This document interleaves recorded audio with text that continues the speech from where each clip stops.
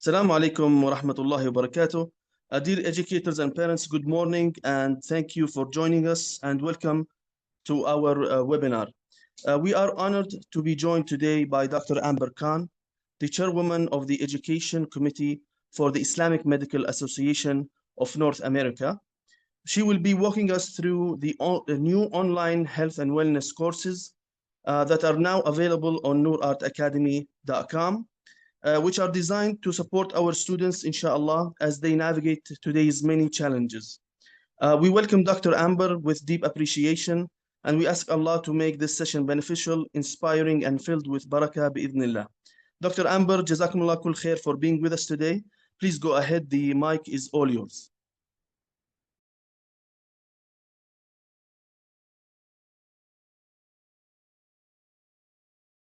Alhamdulillah wa salatu rasulillah. Assalamu alaikum wa rahmatullah. Good morning, early, good afternoon to all of you. Thank you all for being here today.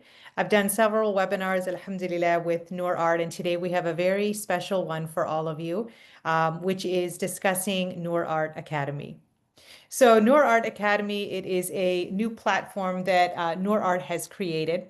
And firstly, I really want to get into is how does this platform, Noorart Academy, how does it connect with the health and wellness book series? For those who may not be aware, I am Sister Amber Khan. I am the author of Health and Wellness from an Islamic Perspective.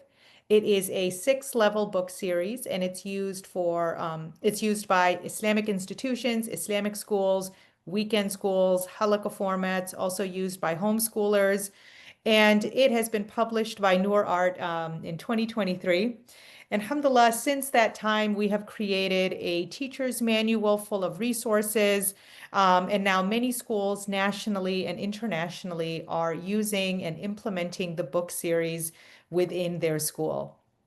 Alhamdulillah. We have also noticed a couple of questions that teachers have had within the time of its release. And two major questions come to light. One of the first questions is from teachers as well as parents is that because the book series is a health book, but it's also a health book with Islamic teachings, there are some teachers and parents that will ask, how do I teach the health components that have an Islamic perspective? For example, the book series goes into details on the topic of the jurisprudence or the fiqh of menstruation, the fiqh of hygiene, the topic on the ruling of alcohol in Islam, or more advanced topics such as the jurisprudence when it comes to seeking a spouse and pregnancy, for example. And while teachers commented that, alhamdulillah, the book series is a great resource, when it comes to explaining the Islam-based portions of these topics, some of the teachers and parents, they feel that maybe they don't feel personally qualified enough to answer certain questions or to expand on discussions that some students may have. And they really just want to learn from somebody who knows how to teach the material, and they can learn and benefit from their teaching style when covering these topics. There are also some schools that have been unable to find a qualified teacher to teach an Islam-based health class, and they are looking for an online resource where their students can be taught this material. So that was one of the first major questions is how do I teach the Islamic perspective when it comes to health? And then the second question is the complete flip, which is I feel pretty confident in my school my teachers being able to teach the Islamic portion. A lot of it is from Islamic studies class, but I feel inadequate when it comes to the health portion. The book series, of course, it's a health book, so it's going to go into a lot of health topics. Nutrition, for example, it talks about the 6 major nutrients, such as the different types of fat. This book series will also go into the areas of health like mental illness, talking about anxiety disorders, very sensitive topics like depression, suicidal ideation. And then there's also health topics that can be quite sensitive, especially in a classroom setting, such as understanding reproductive anatomy, the names and the functions of the male and female reproductive parts, especially when it comes to the topics of puberty. And so some teachers and parents, they've commented that, I don't know if I feel comfortable in my own expertise to teach these topics. I would like more guidance. Or again, I don't have a qualified teacher to actually teach these types of topics. And then, of course, is the students themselves. The students themselves They want to learn about health. They want to understand the Islamic component. But for some of them, they go to a public school and their school doesn't offer that health from the Islamic perspective approach. And they just don't have any teacher or any parent available to really guide them through the book series. So essentially, we took that feedback and we noticed that health class, although it is a required class in most public schools in the Western world, in America, for example, Islamic institutions, Islamic schools, full-time, part-time, weekend schools, or halakas, are Islamic institutions, when it comes to teaching health, it's still fairly new.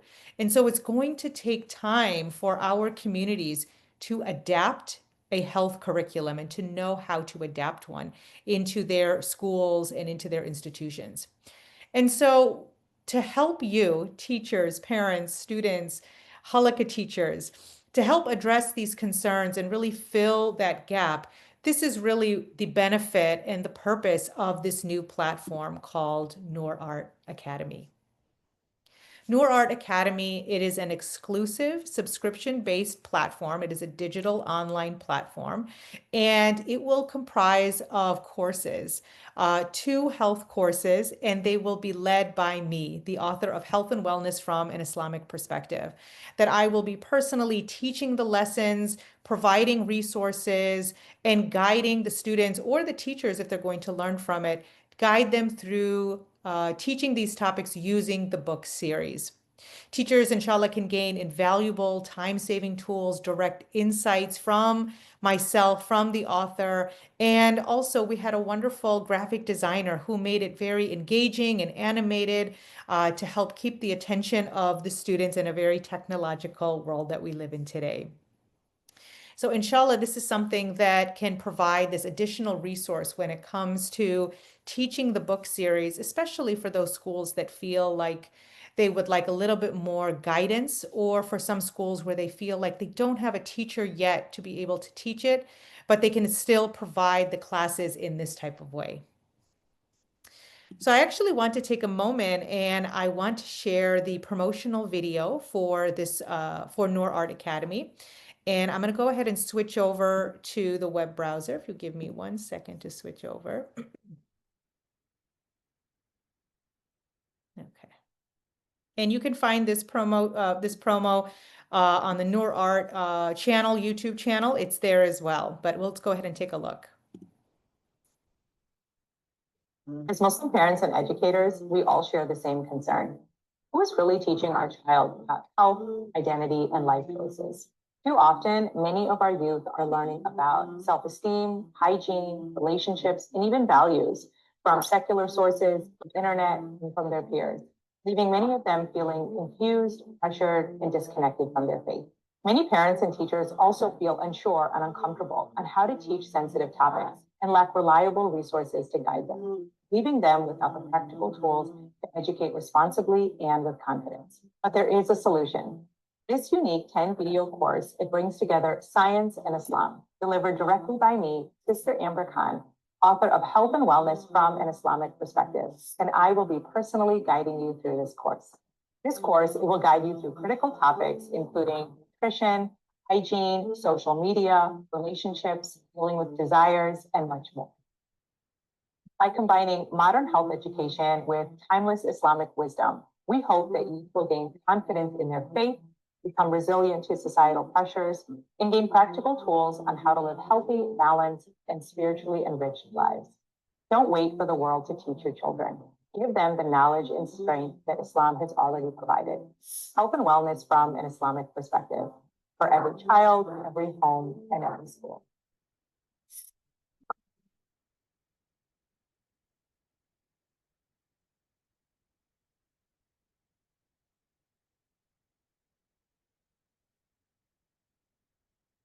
Let me switch over back to the PowerPoint.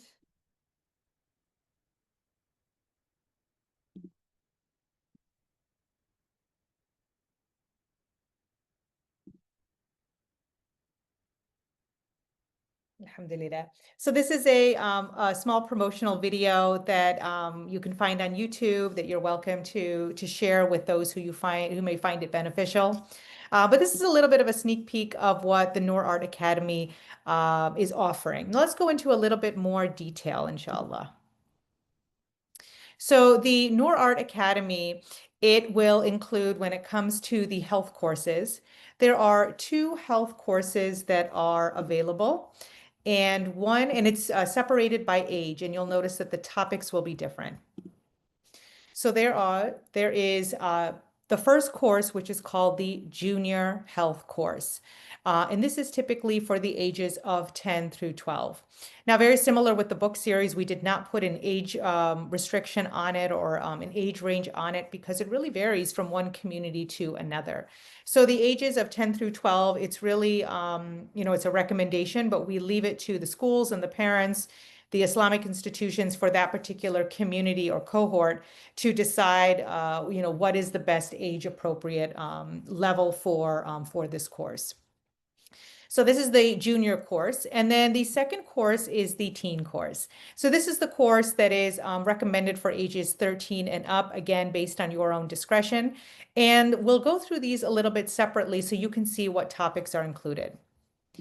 Now, if you look at the junior course is going to include 4 lessons, and there's about 2 videos per lesson. So lesson 1 is on nutrition. It will be 2 videos.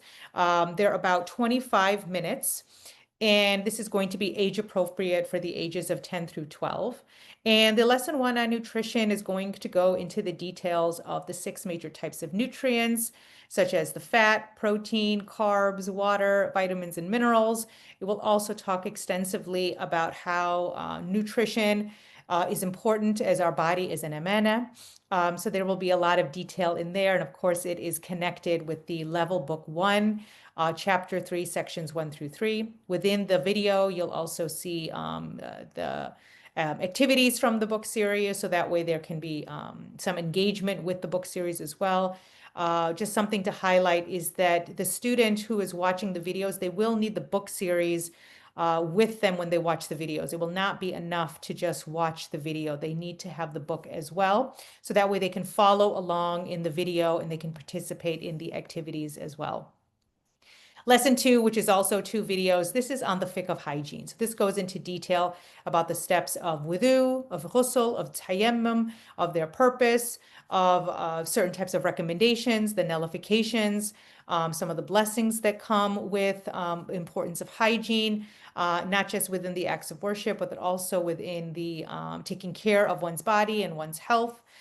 In that manner. Lesson 3 is on social media. Again, this is also 2 25-minute videos, and this will go into the effects that social media can have on one's self-esteem and one's mental health, as well as the spiritual components that come with social media use.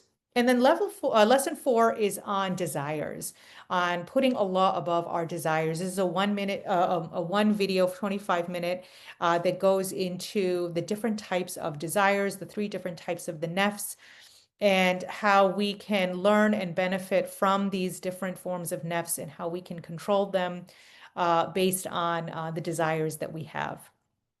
So this is just a little brief overview on the 4 lessons that are included in the junior course. Again, this is about 7 videos here. And I'm going to switch back over actually to the web browser so that you can take a look for yourself at what Noorart looks like with this. So this is the dashboard here. This is what you would see. And if you clicked on the junior course, which is what I just spoke about, it will open up to the course. And if you go to the dashboard here on the side, you'll see that there is an introduction and objective section. Then it will go right into the nutrition and fitness. And it will talk about these videos. I'm sorry, it will go into the details of these videos here. And this is the first video that you will see. So let's go ahead and take a look briefly at this video. Excessive body fat can cause health problems and also lower one's life expectancy.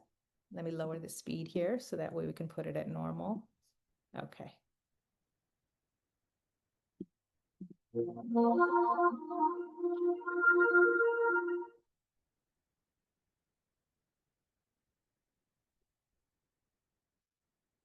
Assalamu alaikum wa rahmatullah. I'm Sister Amber, author of Health and Wellness from the Islamic Perspective. And in this video, we will be discussing nutrition and fitness in light of the Quran and Sunnah. This video is paired with Level Book 1, Chapter 3, Healthy Living, and we'll be going through some of the major details in sections 1 through 3. Some of the learning objectives that you can take from this lesson are, number 1, being able to learn and list some of the common reasons for the rise in obesity. Number 2, being able to distinguish between feelings of hunger and feelings of appetite in light of the Quran and Sunnah. We will also discuss some of the essential nutrients as mentioned in the Quran. And finally, we'll talk about some of the physical, mental, social, and also spiritual benefits of exercising and physical fitness. So let's get started.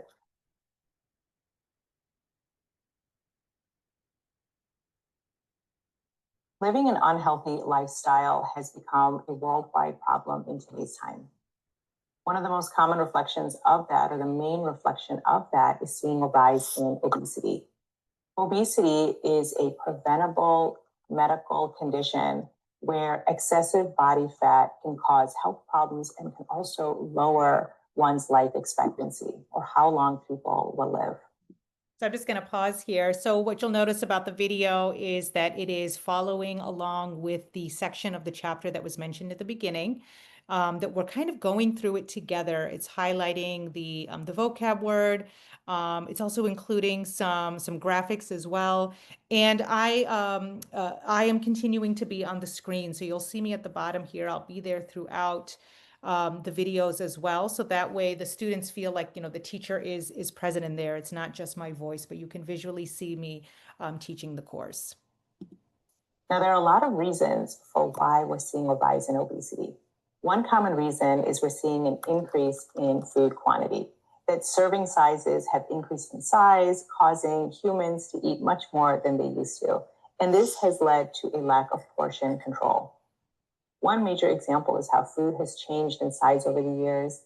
Another is that the diameters of our plates are looking much larger than they used to.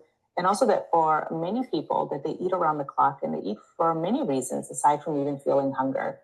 That people will eat when they're feeling bored, when they feel stressed out, or also just because there's just good food around. And this is really where we have to get that understanding of, how do I know when I'm simply feeling hungry or when I'm just wanting or craving food? And this is when we really have to understand the difference between hunger and appetite. Hunger is a need. It's the cue from the body that we are in need of nutrients. And one of the easiest ways to recognize the feelings of hunger is when you fast. That when you break fast, you are so hungry, right, that you haven't eaten all day, that the food that's sitting in front of you, it looks very good. You want it to be wholesome. And it's something in which you usually typically enjoy the meal. For some people, they'll say that they're sometimes the best meals that they have. And that's because they really are satisfying a need, a hunger.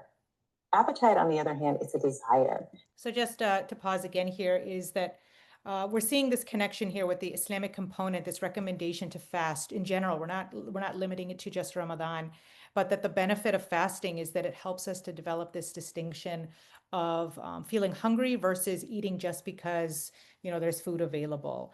So it's kind of very subtly tying in that Islamic component in a health topic. It's a cue from the brain that we want food for emotional reasons or because good food is around. And when we have so much access to food, we recognize that feeling and being able to feel appetite is really a luxury. That when you have a kitchen full of food and a pantry stocked with your best and your favorite snacks, and you can access it anytime you want, then food suddenly starts to become a desire. Right? That you want to fulfill it and it makes you feel happy. As Muslims, we are to control our desires, and that even includes the desire to consume food. As the Prophet ﷺ, he mentioned that no human ever filled a vessel worse than the stomach. Sufficient for any son of Adam are some morsels to keep his back straight. But if he must, then 1/3 for food, 1/3 for drink, and 1/3 for breath. This is mentioned in Ahmed. This is highlighting the importance of not overeating, right? Over consuming food, filling our plates with food that we definitely can't eat, and trying to understand when we are eating simply because we have an appetite and a desire versus when we're actually hungry. So just to kind of wrap up with this is, so this, if we're looking at this from a teacher's perspective, that if a teacher wants to teach this section and just a little bit unsure on how to do it, again, we're following directly with the book. We're tying in that Islamic component in a health topic. And, this may be a great way to pause and ask student questions or to kind of get their feedback on, what do you think are the benefits of fasting? Do you feel that it, can help with understanding the difference between hunger and appetite? They can break for an activity here. And so it provides that guidance to a teacher, to utilize it in a classroom. Now, of course, if there is no teacher available, or we're talking about homeschooling or, a student doing this on their own, then, this would be something in which they're still able to follow along in the lesson with using the video here. And I also just wanted to highlight one last thing is that there are some verses from the Quran that, of course, we're going to be talking about and that are mentioned in the series. But we have beautiful recitation that, that is included within the book. Included within the videos as well, that the students can enjoy and follow along with. Allah also mentions in Surah Al-Araf that eat and drink, but do not waste. يا بني آدم خذوا زينتكم عند كل مسجد وكلوا واشربوا ولا تسرفوا إنه لا يحب المسرفين. One of the most effective ways to help. So this is just kind of a little brief overview of what this video looks like. And this is pretty similar to the way the setup is of all of the videos. Is you have these graphics, you've got hadith as well that will be visibly put up on the screen that comes from the book series. Also is, verses of the Quran where they are connected again in the book series that kind of comes up on the screen. And the same format of me being at the bottom corner as the graphics are showing. So again, just to show you again the the outline here for the 10 to 12 junior course is, again, you've got the intro and objectives that are listed here. We've got the first lesson, which is on nutrition and fitness. And another thing that you'll see here, and let me go down to the bottom. You'll see the fiqh of hygiene class, the Allah above desires, the social media. And now I want to share with you a little bit about the the assessment here. So once a student completes the entire video here, one second. So once they complete, I'm going to go ahead and show you. So they watch the entire video, and then when they get to the end, then they will take a quiz. It's a 5-question quiz. It's a true and false quiz. And they need to get a certain grade in order to move on to the next video. So they will submit their answers, and they do not need to be graded by a teacher. So the platform will already show you if your answer is correct or incorrect. They will have to answer the 5 questions. You get the answer right away on the next one, so you can you see where your answers are. And I'm going to show you once they answer the questions here. And again, this is all based on the video and based on the book. So they're welcome to use their books along with the assessment here. But also really requires them to pay attention to the video. And so you need a 70% to pass. You need to get at least 3 of the 5 questions correct. And only then will you be able to then move on to the next, only then will you be able to move on to the next video. Okay? And so this is that next video here that you will be able to see. Okay, let me switch back over to the PowerPoint now.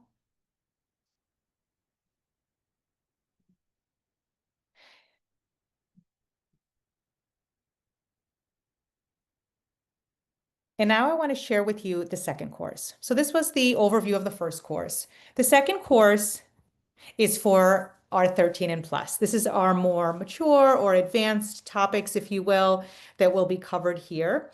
The format is very similar. We'll show you that in a minute, but this will include the same videos that are found in the junior course.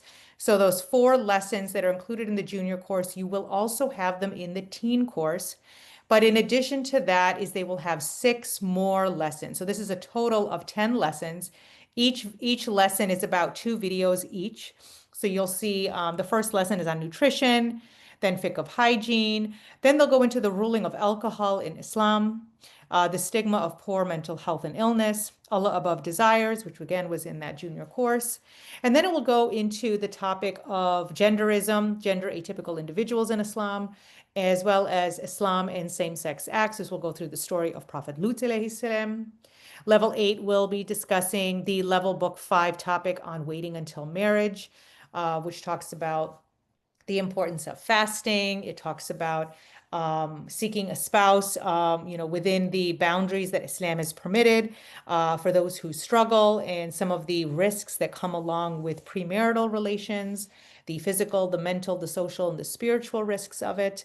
Some activities as well. Lesson 9 will go into social media, as mentioned in the junior course. And then lesson 10 goes into the seeking a spouse and really going into the steps and the conditions that come along with that process. So this is an overview of the teen course. Again, they get the 4 lessons from the junior course plus 6 advanced and more mature topics. This is going to be, 25-minute videos as well, offering that Islamic perspective and the practical guidance, and we'll cover all of these topics. And again, this is a screenshot of what the videos look like with me on the bottom corner, and you'll see some screenshots of the book series that's included in here, as well as graphics. You'll also see the assessments as well. And I'm going to go ahead and switch over to the dashboard again, so that way you can see how it looks for the teens. So if we go back, and now let's click on the teen course. So for the teen course, let's see if we can watch a video. We'll do the waiting until marriage. Okay.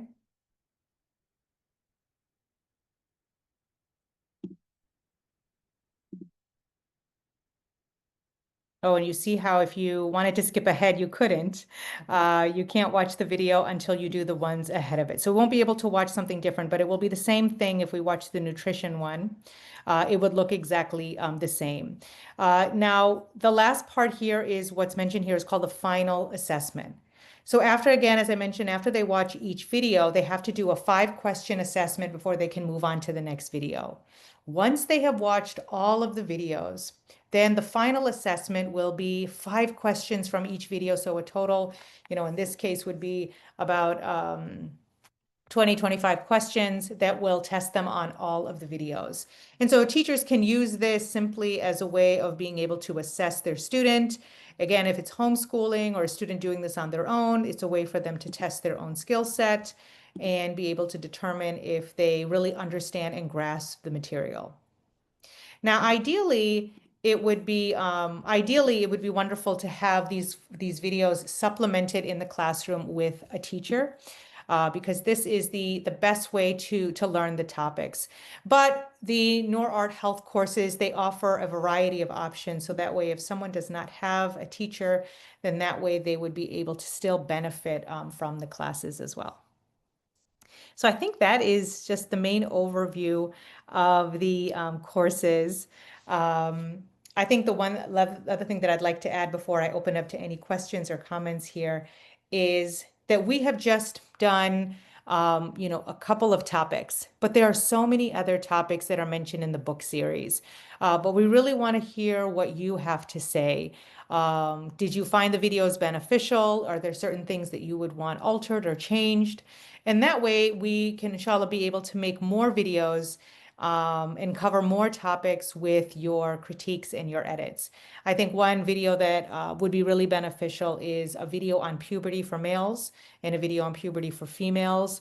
The social health topic on racism that is covered in level book 1, and so much more. So, inshallah, we hope that you are able to benefit from the Noorart Academy, that you will be able to share your feedback with us. It will help us make more and make better videos that are applicable to you in your classroom. So with that, I'll go ahead and open it up for any questions or comments that you might have. Jazakallah khair. Barakallah fikum, Dr. Amber. Thank you so much for this wonderful lecture. Jazakumullah kul khair. We do have some questions here, if you would be so kind, inshallah. And please, anyone who would like to speak directly to Dr. Amber, you can press on the hand gesture, raise a hand, and we can give you the mic, inshallah, as well. Or if you'd like to just utilize the Q&A section and ask your question, bi'idhnillah, and we'll pass it to Dr. Amber. So Dr. Amber, I do have a question here from a homeschooling perspective. When it comes to discussing sensitive topics, how can I, as a parent, for example, if I am a father trying to teach my daughter, what advice would you give us? Jazakumullah kul khair. Jazakallah khair for your question. You know, sensitive topics can mean a variety of different things. Sensitive topics could be sensitive to the parent, but not necessarily sensitive to the child. That the parent may struggle with, how do I actually approach this topic, you know, to my child? For some, it's you know, the child has a lot of discomfort with you know, these types of topics, and so it's firstly is being able to understand the age appropriateness of the child. I'll give you an example here. One topic that can be quite sensitive for parents to discuss with their child is the physical changes of puberty. That can be very uncomfortable for the parent, especially if they were never given, you know, the lecture or the talk themselves, but also for the child as well, because it is a very personal topic. I think one way to kind of start things off is that typically when a child is really young, meaning before puberty, is you're already kind of slowly having the conversation without, you know, giving all of the details. So for example, if you have, you know, like a 5 or a 6-year-old child and, you know, talking about what's the difference between a boy and a girl, what makes them different? And they may talk about, oh, girls can only get pregnant because they know that their mom is the only one that carries the baby. And yes, that's wonderful. Yes, so there is there's a physical difference there. You know, she has parts in her body that are able to carry the baby that Allah did not give the male. So it's also, you know, that's kind of a very small little discussion. And then it's kind of building off of it is that a baby comes from a mom and a dad, or a woman and a man, that 2 girls cannot make a baby, 2 boys cannot make a baby, and kind of bringing these things up when they're really young. They're just kind of giving them this ability to understand things around them as they see it. And then really as they get older, you just continue to build on the topic, that by the time that they are maybe 10, 11, or 12 years old, that you really, you know, kind of sit with them and you talk with them about how, you know, you're hitting an age now, and your peers are hitting an age now where your body is going to start transforming from a child into an adult. And it will take many years, and it will feel a little out of control and scary, and you may feel like you don't know what's going on with your body, but it's very normal, and it's a transformation that happens. And it is a blessing from Allah. It means that your body is capable of changing, not just into an adult, but being able to have, you know, a baby one day. And we say this to both the males and the females in this way. But also, as this transformation leads to spiritual changes, that as you transform, now you are held accountable. Now you are required to pray your 5 daily prayers. You have to be mindful of how you interact with others, because now your book of deeds are being counted. So you want to incorporate that spiritual aspect. But I think one of the best ways to have these conversations is having some type of resource that is there for you to guide you through the conversation. Level Book 2 is the book that actually really goes into puberty, for example. And so being able to have some type of resource where you can rely on it to share information can really help the parents kind of have these different types of discussions. You can talk about things within, you know, looking at a book. Then the book series is written to the child. It's not written to the parent. So that way the child is being able to read the book and benefit from it. And I'll actually show you here. Let's see if I can find it. So this is an example of what the Level Book Series 2 looks like here. And, you know, if you wanted to have a discussion with your child on puberty, for example, is you would go, you know, to that, sorry here, I'm just trying to get over to this section. So, you know, you have the puberty chapter right here, and you could talk to your child about, so puberty is something that happens for both boys and girls, and it's how a boy turns into a man, how a girl turns into a woman.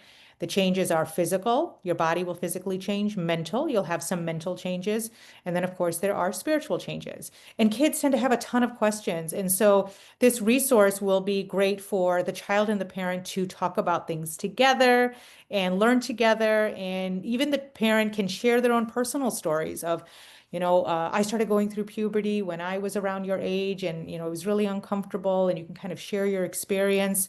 So being able to kind of enjoy it in that way, your child to see you share something very personal makes things a lot easier. There's also this wonderful chart here that kind of gives them an idea of what those changes are going to look like and the age range around when those changes are happening. So this is just, you know, a few, you know, ways in which, you know, could benefit the discussion, is being able to use a resource, you know, to kind of guide you in these discussions, especially if you feel like you may not have the knowledge or the, you know, the words to share it. You have a book that you can read together. But the fact that you are taking a proactive effort and you're wanting to teach your child, and even if it's through a book series or, you know, or what have you. I've also done several webinars that are included on the Noorart website. You could watch those webinars and then it will provide you with some of the terminology and the language that you can use to prepare yourself in advance. May Allah make it easy for you. جزاكم الله خير دكتور عمرو, بارك الله فيكم. We had two questions regarding resources and the teacher guide. Please reach out to our sales team at sales@noorart.com, inshallah, and our team will definitely help you out, inshallah, in that regard. Barakallah fikum. Dr. Amber, we do have here a question, barakallah fikum. In our school, we have an Islamic lesson once a week. How would you advise to integrate these courses in our school weekly timetable? Barakallah fikum. Sure. So actually, you know, depending on and every school is different. So you have an Islamic studies class that you offer once a week. Because you only get, let's say, an hour a week to teach Islam to your students, you really want to, and I say this generally, regardless of health or not, is wanting to utilize that 1 hour a week as best as you can. Because you basically don't have that much time to cover everything. You just need to pick certain topics that you think are going to benefit your students the most. One thing that I would recommend is you do a survey in the beginning of the year, and you ask your students, you provide them a list of topics, a list of suggested topics, and you have them circle or underline which topics are you most interested in learning about. They will be much more engaged if they feel like they have some type of decision making in the process. You will be much more attuned to what it is they actually want to learn about, not what you want to teach or what you feel you know, you think they need to know. You want to gear the class to them. And then you can also on the survey include, you know, are there any topics that I did not include here that you would really want to learn about? And there may be topics there that they list and multiple may mention. And some of them may surprise you because they may actually write down questions or, topics that maybe, you know, they're really looking for an outlet. They're looking for someone to kind of provide that Islamic guidance. You know, several years ago, I usually do this every school year, is I ask my students, create a survey of a list of topics, and I ask them which topics do you want us to talk about during the year. And, you know, there was a time where the LGBTQ discussion was probably the number one on the list.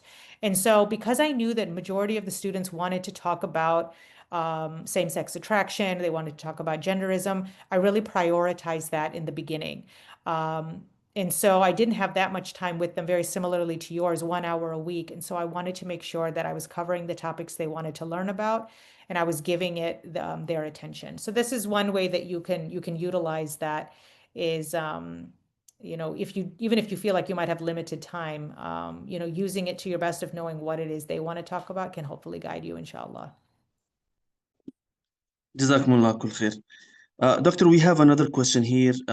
It says, what's your advice for an Islamic studies teacher when he notices two students, a boy and a girl, they show feelings to each other? Should we talk with both of them only, involve administration or parents? Jazakumullah kul khair. Jazakallah for your question. It's really case by case. It kind of depends. I think you'd know best, how much you want to bring it to, other adults' attention. Also depends on the age of the students, and it also depends on their knowledge base in terms of knowing appropriate gender interactions. So if you just see there's two people that like each other, even just this is something where even though you may physically see it with two kids, all kids at this age are having these feelings. So prioritizing and thinking we probably need to have a discussion on sexual attraction and gender interactions at this age. This looks like this is an important topic to have. Have you had this discussion yet? If not, be proactive and have those types of discussions, not calling out the two kids or making them feel like it's because of them, but it's something that everyone would benefit from in the classroom. So just letting them know becoming sexually attracted to the opposite gender is a normal part of development. It's you really don't have control of it in a sense of these are feelings. What you can control are your actions. And so Islam has provided certain types of guidelines when it comes to gender interactions. They are to be in public. They are to be with a purpose, meaning you are interacting with each other for the purpose of, maybe a school assignment or what have you. But it shouldn't be any closer than that in terms of, opposite genders are not friends, or, we don't have, those kind of casual conversations. Going back to the public is that, one should not be interacting with each other privately, even digitally, such as texting or, on direct messaging on social media apps. And that the interaction should be limited not just in terms of how often one sees each other, but limited in terms of lowering the gaze, limited in terms of being modest with each other. So kind of having a general discussion about gender interactions would be important at this age. If you do, however, feel like two students are, despite understanding gender interactions, they are not abiding by them, talking with them separately, or at least letting admin know, this is something that I've noticed. We need to keep an eye on these two students. And if you feel like the parents should know as well, you kind of leave that to the administration between you two to decide. I won't comment on that. You probably have a protocol in place. But alhamdulillah, the book series does talk about, gender interactions when it comes to puberty, and that is highlighted extensively in levels 5 and 6, because this is something that, once youth develop these feelings, they just continue to escalate as the years go on. And I was able to find a video actually from the teen course that I have here, and I'll actually go ahead and share it with you. It talks a little bit about waiting until marriage and how that is a natural struggle that a lot of youth are going through. And this is a video that talks a little bit about that. That by the age of 20, 75% of Americans have engaged in premarital relations. So engaging in premarital relations, especially one who lives in the West, that this is considered to be the norm. It's considered to be, a common practice. And so it can feel like an impossible feat for Muslims or for those who want to wait until marriage. And it can feel like an impossible feat to actually fulfill that moral code. That you are surrounded by a majority that don't adhere to the same principles as you do. And not only that, but your principles, they may be looked down upon or may be viewed as by others as being restrictive or backwards. And so with living in a society where premarital relations is the norm, and where waiting until marriage is looked down upon by many individuals, many Muslims may struggle with waiting until marriage. And two particular issues that some may struggle with is that they really may desire to be in a relationship now. They see people having boyfriends and girlfriends and dating, and they're in high school. For some, they may even be in middle school and witnessing this. And so they may desire and want these things as well. It's also a big part of the norm of the social atmosphere on social media, as well as on our streaming networks as well. And so when one sees it all the time, they may start to desire that as well. And another struggle that one may have is failing to understand why premarital sex is such a big deal. That I see it all the time, everyone's engaging in it, it looks fun, it looks exciting, it looks harmless. What actually are the risks? So let's go into each of these separately. So this is a chapter, this is in level book 5, and this is a chapter that is probably the most talked about or popular chapter amongst just my own experience with my own students. They look forward to this chapter so much because they're just simply struggling with it themselves. And they being able to create a safe space in the classroom to, all right, let's actually have this conversation. Let's talk about it openly. And let's find and figure out some tools and some practical guidelines to help you navigate your teenage years living in a very hypersexualized society. So this is kind of that, the benefit of being able to have a resource to talk about these issues is that it allows youth a space to share their feelings and not feel shamed or guilty or feel like they're going to get in trouble.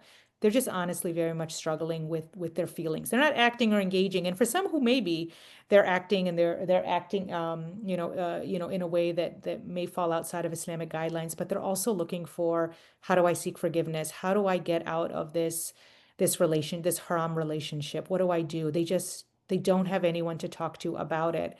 And you can be that teacher, you can be that classroom that can really provide, a safe space for them to gain that type of advice from, inshallah. Jazakumullah khair, Doctor. Doctor, another question here is regarding separating boys and girls when viewing these videos. Is that recommended, or is it okay to have the class with both genders? Barakallah fikum. Excellent question. So what I do highly recommend, what's mentioned in the teacher's manual, is that ideally it would be, the ideal would be to separate entirely. Health class should be separated entirely. The males in one class with a male teacher, the females in one class with a female teacher. Of course, that's not always practical. So what would be the next best thing is that any of the topics that fall under reproductive and sexual health, those particular topics should be separated by gender. So if you cannot separate entirely, then at least for the reproductive and sexual health topics, at least for those classes, try and find a way that you can separate them. It just makes it a lot easier for them to feel comfortable and being able to ask certain types of questions. There is a school that I have worked at before where it was a co-ed setting. The males and the females were together in the room, and we tried to separate things as best we could, but there were some activities that we did do together as a class. And I did notice that there was a lot of discomfort there. And so that was something that I did recommend from the school, is if you can separate them, that would be ideal. And I noticed that all of the students really wanted that as well. So if the school can accommodate it, inshallah, that would be the best thing. Now, if they are watching the videos kind of on their own, say there is no teacher available and you're assigning, watch these videos, and take the courses, that's a little bit different. That's a self-guided type of class. Again, ideally, the videos should be shown in a class setting together with the students and the teacher, that you can pause and talk about it together, or talking about it as a class and assigning it later on to talk about it in the future. But yeah, inshallah, separating the genders would be ideal. Jazakumullah khair, Dr. Amber. Barakallah fikum. Doctor, we do have another question here. A lot of the students feel shy when discussing such topics in class. What kind of practical recommendation would you advise us to use to encourage the students to open up and engage in active discussion? Barakallah fikum. Sure. No, Jazakallah khair for the question. I think the first thing that students should know is that they don't need to feel any type of pressure to share. I think once they know that that's not required of them, then they can kind of relax. Participating can look very different in different ways. Sometimes just actively listening is a means of participating. It's a means of that that they're taking in the information and they're learning about it. If you notice that the class is particularly quiet, and students are all different. There are some students that are a lot more outgoing and don't feel as shy, and they're asking a lot of questions. And those who tend to be quiet or shy or uncomfortable, they're benefiting from the questions of those students. So I think one of the first things I tell my students is that I want you to participate, but that doesn't mean you need to be speaking or asking or raising your hand. It means that participating is you're actively listening and you're actively engaged in the material, you're following along in the book, you're doing your assignments. This is a way of participating. Now, when you have most students who are very quiet, typically what I do is I allow them, usually like 10, 15 minutes before the end of class, is we do an anonymous question time. So I pass out note cards and I tell them, write down any question that you might have or anything you didn't understand that you need to learn, that you want to ask about, or at least write down one comment about something you learned you didn't know before. And so that way the students have this anonymity where they can participate without anyone knowing. And that has actually been found to be very beneficial, is students being able to ask questions or share their feedback. I can at least hear from the students, but then they have that privacy of nobody knowing who it is.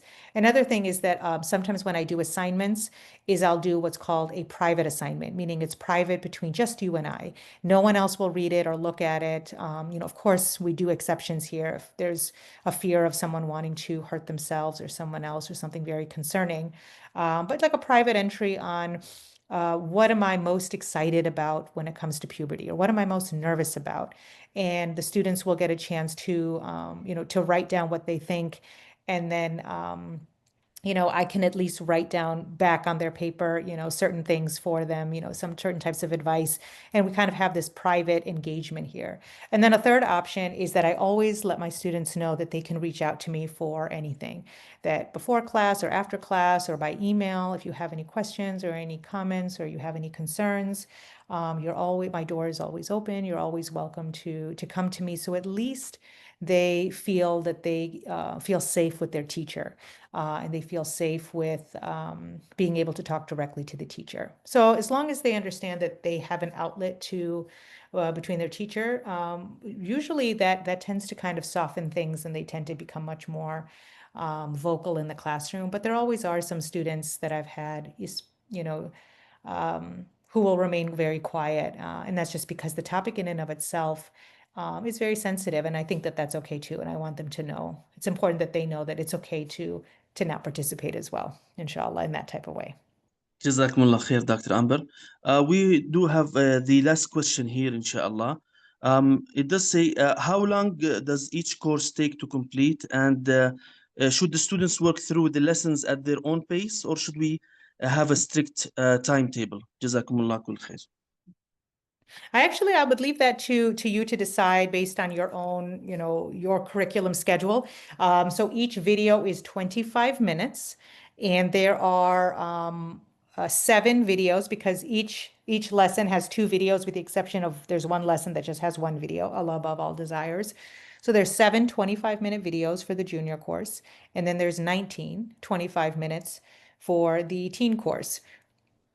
So you can space out the teen course one for a semester. You can space it out even more and do it for a whole school year. But however, you can arrange it whatever works best with your school schedule. But that's pretty basically how the time frame works, is the 25-minute videos. And then they do have to do that assessment at the end. And of course, if you end up doing more than just videos, if you end up also having a discussion day where the class comes together and you do discussions, or you open up the teacher's manual and you do some of the activities, or you incorporate much more than just the videos, then that could really turn into a full 1-year class. So you can expand it or shorten it depending on what works best for you, inshallah. Jazakumullah khair, Dr. Amber. Thank you so much. I believe we reached all the questions. We answered all the questions. Barakallah fikum, and we reached the end of the lecture. We do sincerely thank you so much for sharing your valuable knowledge, insights, and guidance with us today. Barakallah fikum, and we're excited for everyone to take a look and benefit from these online courses, inshallah. We would like to thank all the educators and parents that were with us today. Barakallah fikum, and may Allah bless your efforts in guiding and supporting our youth, inshallah. We ask that we ask Allah to make these lessons beneficial, to grant our students success in this life and the hereafter, inshallah. Jazakumullah kul khair for your time.